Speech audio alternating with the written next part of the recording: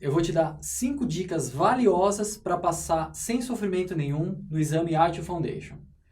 A primeira dica é a seguinte: a prática leva à perfeição.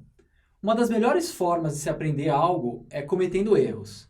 A minha avó já falava isso para mim e ela tinha toda a razão. Eu só aprendi a andar de bicicleta depois de levar 1 ou 2 tombos. Mas claro que você não vai querer bombar lá no exame da IELTS Foundation para aprender. Então a tática para aprender com os erros antes de fazer o exame é praticando simulados.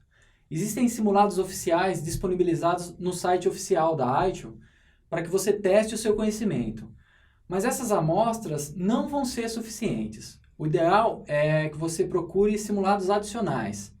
Mas procure sempre os simulados mais completos, que além de te dar o gabarito, também tragam uma justificativa para a resposta certa. Dessa forma, você entende por que errou. A dica número 2 é leia a questão, ou no inglês, read the fucking question. Quando você for fazer o exame, leia cada questão e todas as respostas com calma. É muito fácil errar uma pergunta se você for com muita sede ao pote. Os 60 minutos da prova são suficientes para que você leia cada pergunta com bastante atenção. Eu conheço vários casos de candidatos que erram uma pergunta por conta de 1 ou 2 palavras que fazem toda a diferença na interpretação da pergunta. Por exemplo, algumas perguntas são formuladas da forma negativa, como, por exemplo, qual das seguintes não é uma atividade do gerenciamento de problemas? Se você não vê a palavra não nessa pergunta, você provavelmente vai responder ela errado.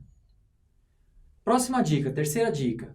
Pense em IELTS, não na sua empresa. Essa é uma dica super importante, que muita gente bomba na prova porque não se atenta a isso. Responda todas as perguntas com base no que está no livro ou no material de treinamento.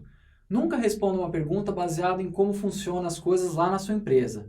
Você vai ser testado sobre os seus conhecimentos em IELTS e não sobre como a sua empresa aplica esses conceitos.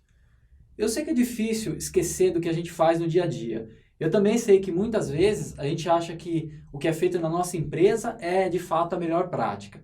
E eu não tenho a menor dúvida disso. Mas, de novo, é importante que você se concentre lá no by the book, no que está escrito na IELTS, no que você aprendeu no curso e nos simulados. A quarta dica que eu quero te dar aqui é: conheça as palavras-chave. Alguns conceitos da IELTS têm palavras-chave associadas. Aprender essas palavras-chave pode te ajudar muito na hora de fazer o exame. Por exemplo, se a pergunta soar com um jargão de marketing, como assim, como podemos criar valor para os nossos clientes, por que o cliente compra nossos serviços, isso está se referindo à definição de políticas ou objetivos, ou outras ideias mais conceptivas? Se sim, a pergunta é relacionada à estratégia de serviço. Quando você vê a palavra acordar, no sentido de fazer um acordo, provavelmente a pergunta se refira ao processo de gerenciamento de nível de serviço, exceto no caso de um acordo com um fornecedor ou um terceiro, que nesse caso está tratando lá do processo de gerenciamento de fornecedor. O gerenciamento de nível de serviço acorda acordos de nível de serviço e acordos de nível operacional. O gerenciamento de fornecedor acorda contratos de apoio ou simplesmente contratos. Quando você vê frases que envolvam responsabilidade da autodireção, conformidade, transparência, pense em governança. Quando vê a palavra relacionamento associado com componentes tecnológicos, infraestrutura, serviços, aí você pensa no processo de gerenciamento da configuração e ativos de serviço, ou então nas ferramentas relacionadas a esse processo, aquelas que registram e gerenciam esses relacionamentos. Nós temos 2 ferramentas importantes: a base de dados do gerenciamento da configuração, que é o BDGC, que cuida dos registros e relacionamentos entre os itens de configuração, os ativos, os componentes de infraestrutura e os serviços. E temos também o Sistema de Gerenciamento da Configuração, o SGC, que cuida dos registros e relacionamentos entre diferentes tipos de dados, como incidentes, problemas, itens de configuração, serviços, mudanças, erros conhecidos, documentação e assim por diante.